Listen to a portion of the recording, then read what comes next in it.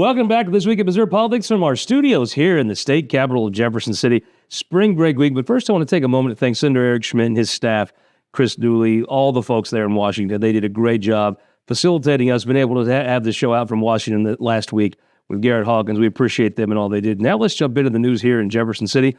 Representative Brad Pollitt from Sedalia, thank you for joining us. Thanks for having me. I appreciate it. Had a bit of an announcement here, running for state senate, right? Yeah, we announced this past couple days that we are going to run for the state senate in the 28th senatorial district.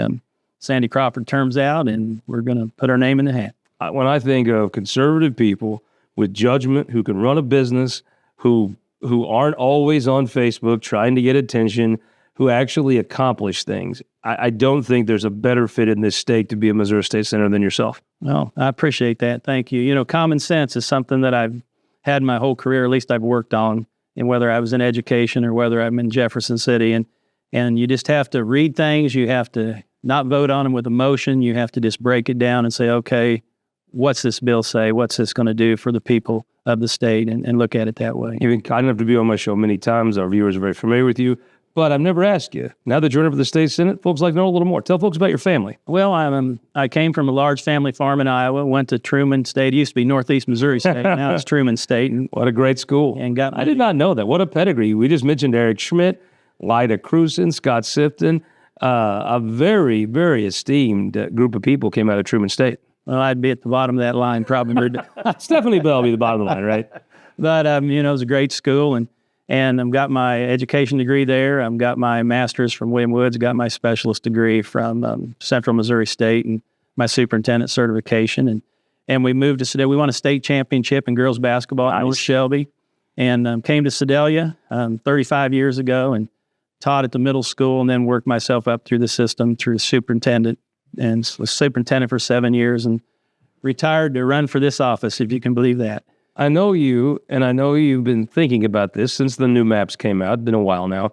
I know it's been on your mind. What kind of finalized your decision you were going to run? Well, when I decided to run for the House, my wife and I talked about it, and she was a little apprehensive. She said, smart lady, let's pray about this. Can't you just retire and no one wants to talk to you when we go out and just kind of, have ourselves. And we prayed about it, and when the time come to decide, she said, he hadn't changed your mind. Here you are. Here I am. And I want to thank my wife and my family for the support they've given me.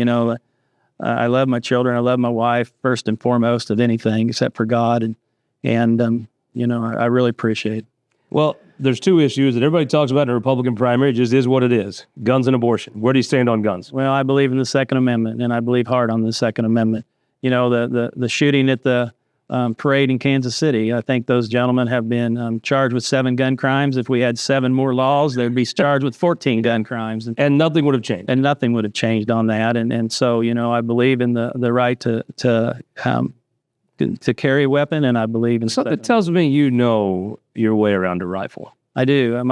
Probably one of the first Christmas presents I can remember when I was 6 and 7 years old, I got my first single-shot rifle. And at age 10, I got a 20 gauge. And my dad told me, whatever you point this at, it's going to kill it. And so you need to be careful with these things. And he taught me how to use that weapon. I always thought that the funny part was, you see the people in the suburbs, they get a machine gun and play like a JV G.I. Joe.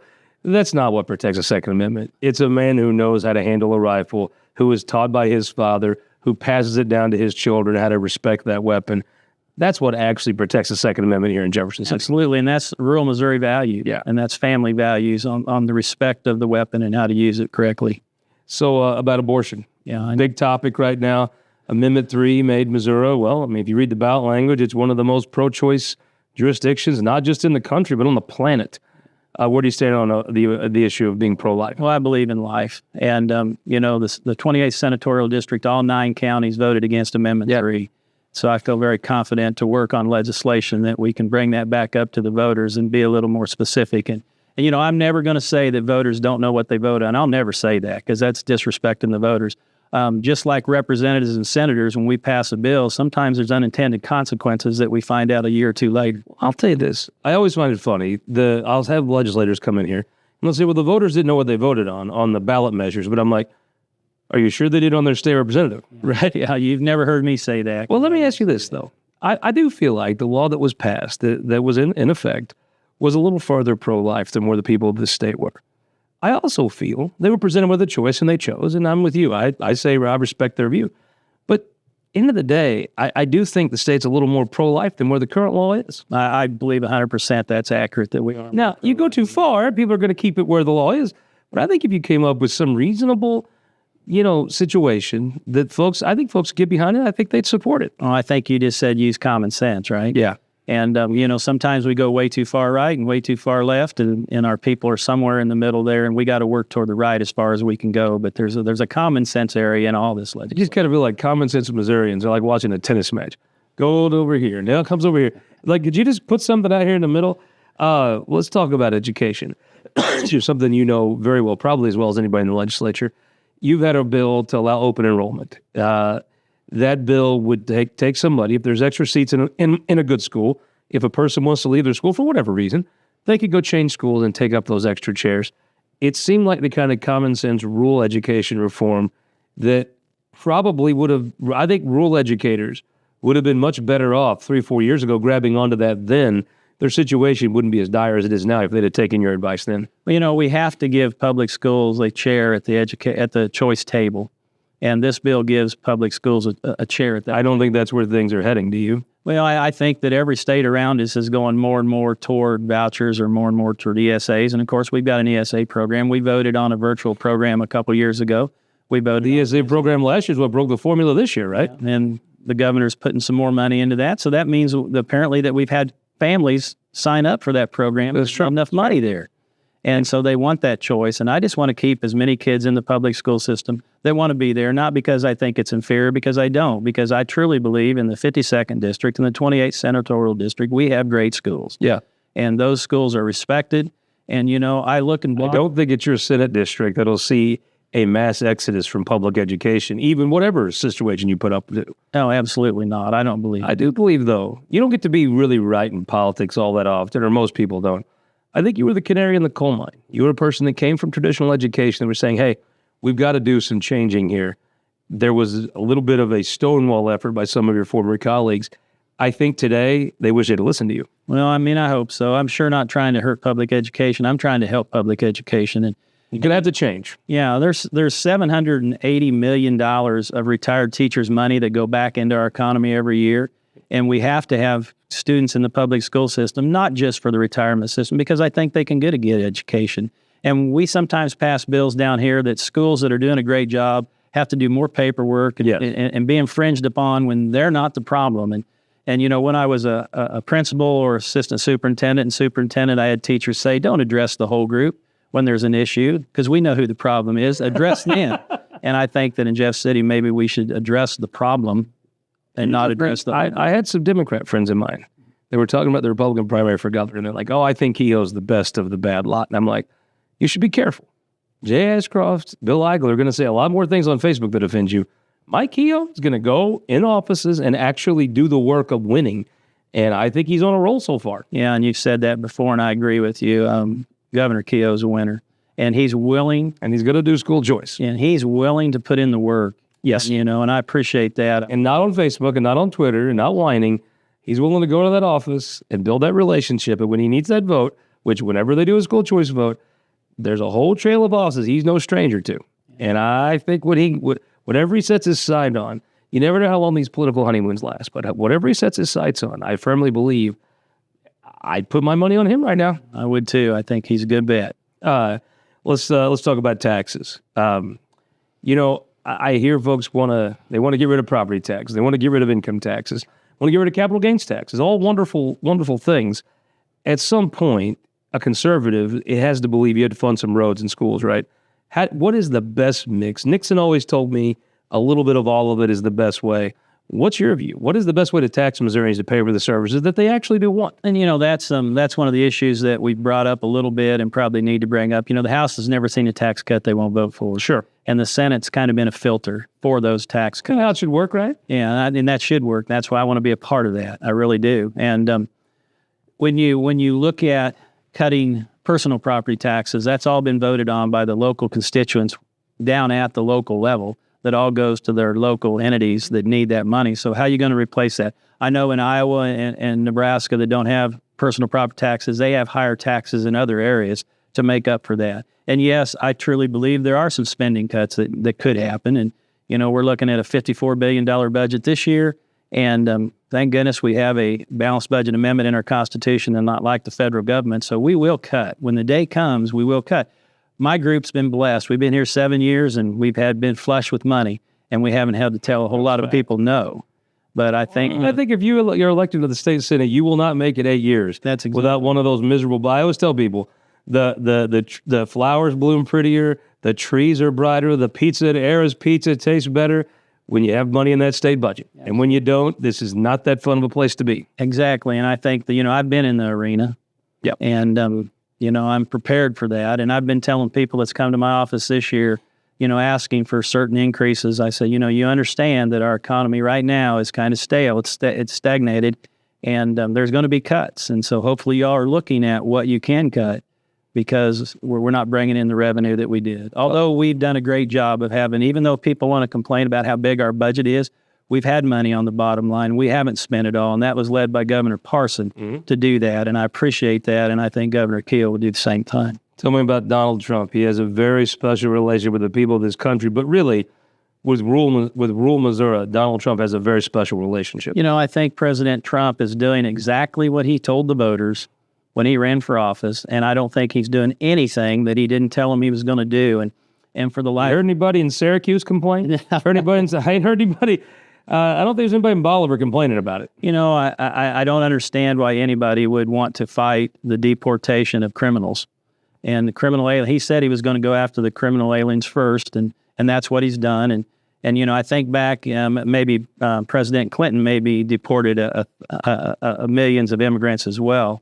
And I'm all for immigration. You didn't hear the liberals complaining when President Clinton did it. You didn't hear a word.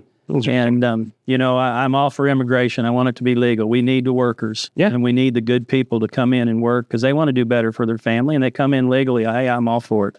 So last question. The state senate had been a place that, frankly, I don't think that many people wanted to be in. Once they got elected to it, they're like, this is what I'm coming here for. There's a different air in the place this year. It feels like the kind of place. Last year, it felt like the kind of place a guy like Brad Pollitt might have been like, I don't know if I want to dedicate a chunk of my life to doing that. It seems like the kind of place that you'll excel in now. Well, I appreciate that, and hopefully you're correct on that. I do believe that a calm demeanor, a common sense approach to things, and not a reactionary, radical approach to things is what people in the state really want. And if you look at the elections over the last year, that's what they voted for. And they want people to look at an issue, to come to a common sense decision on that issue, and do it without hating people. Yeah. And do it without, rural Missouri way. Yeah, rural Missouri way, God, country, family. That's what we are in rural Missouri. And we believe in supporting our law enforcement. Mm-hmm. I'm a true believer in the rule of law. And, I hold law enforcement in a higher esteem than a lot of other areas because they have such an important job to do, but they have to make immense decisions in seconds.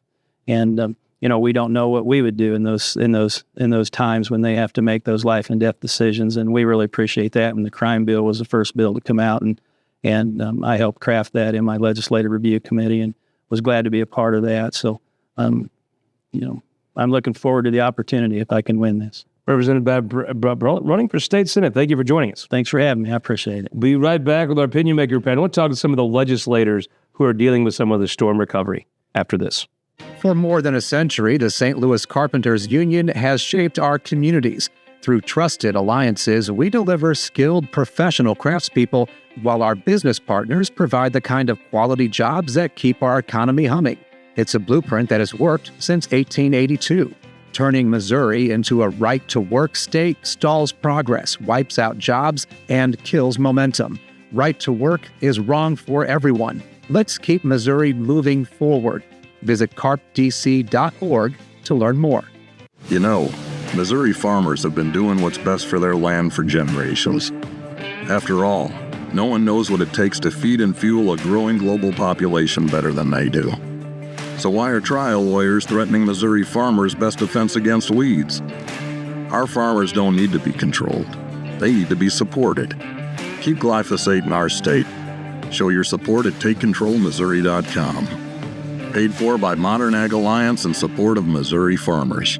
Missouri's childcare crisis is hurting our children, families, and even our economy. Currently, 78 Missouri counties are designated as childcare deserts, where the number of kids needing childcare exceeds the number of available options. Today, some Missouri families are spending more on childcare than housing, and Missouri's childcare shortage costs our economy $1.35 billion every year. Missouri families and businesses deserve better. Learn more at mochampionofchildren.com.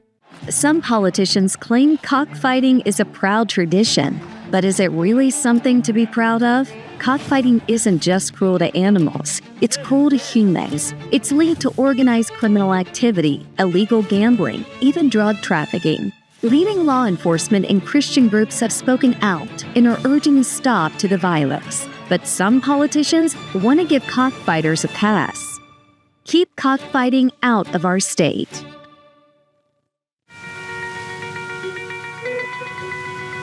Data captured by our state-of-the-art monitors helps us pinpoint the timing and location of severe weather more accurately and respond to trouble more quickly. Ameren, Missouri's investment in smart technologies like this is one way we're improving reliability and restoring power faster than ever.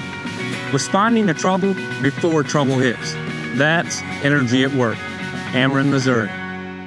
Welcome in This Week in Missouri Politics midweek update.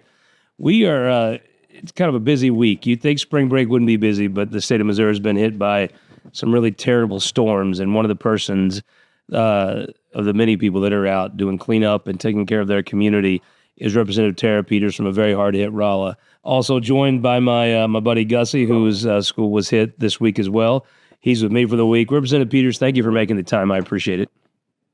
You're welcome, Scott. Thank you for asking. So I drove through Rolla this weekend. I saw some of the streets were closed. What I saw was the streets lined with folks taking chainsaws out of their trucks, pulling front end loaders out off of trailers. What is the situation like in Rolla right now? So we set up a mobile command center, a volunteer center in front of the Big Lots parking lot Sunday at 1:00. So every day, 9 to 5, anybody that's wanting to volunteer, if you've got a trailer, if you have a dump truck, if you have a skid steer, if you've got hands, anybody and everybody's invited to come and show up. And every day, the sheriff and the team, the mayor, and all of our resource law enforcement have a map. And basically, Scott, anywhere that's had damage or anything that needs to be done, they prioritize that.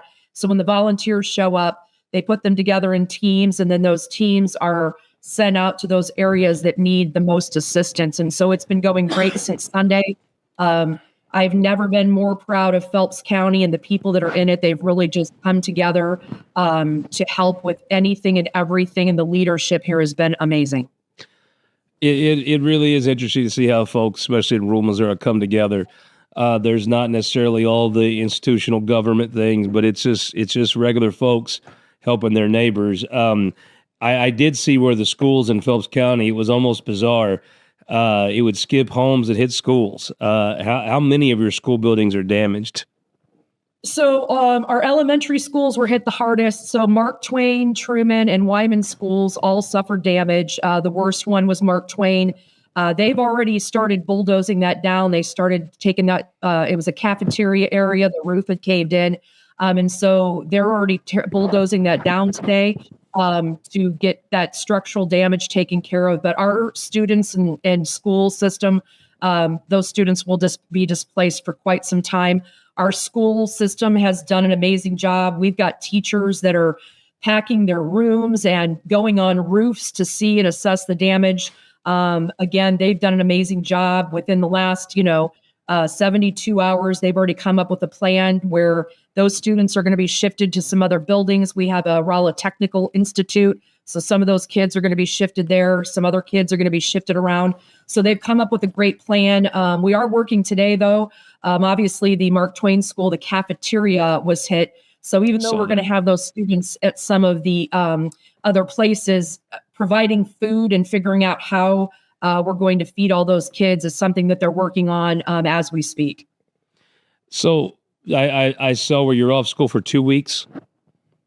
Yeah, so our students were supposed to be on spring break next week. So at least this week, yes, they're out of school. Next week, they'll be on spring break.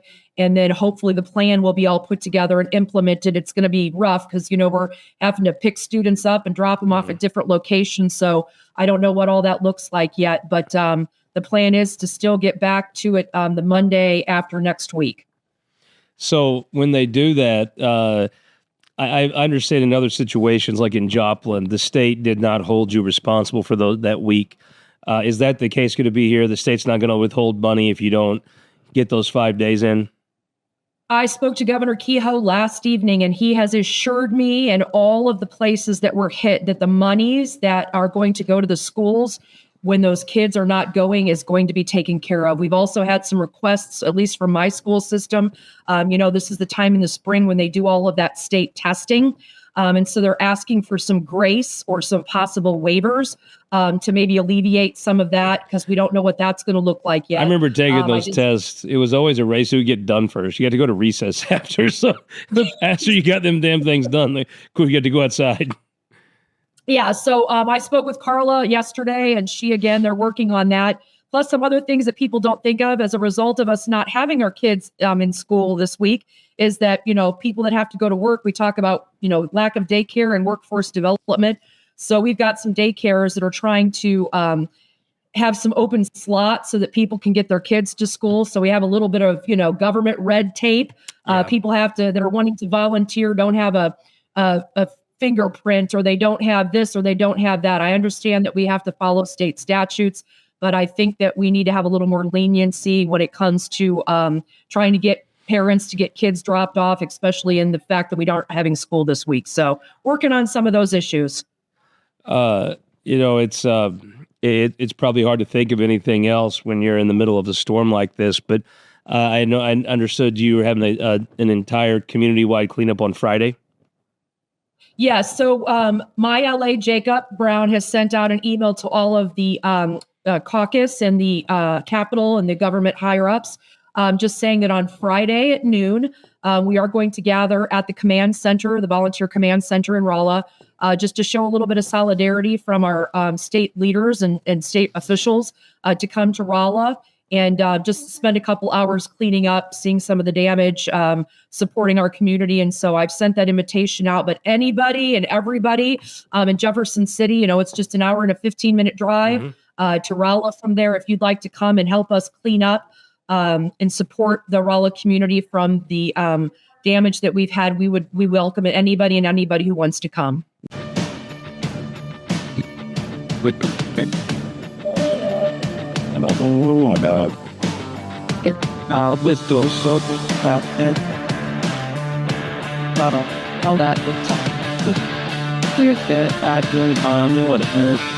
Welcome back. This week of Missouri Politics Midweek Update. We are now joined by Representative Cameron Parker from Missouri's Boot Heel, which was hit very hard by the storms Friday night.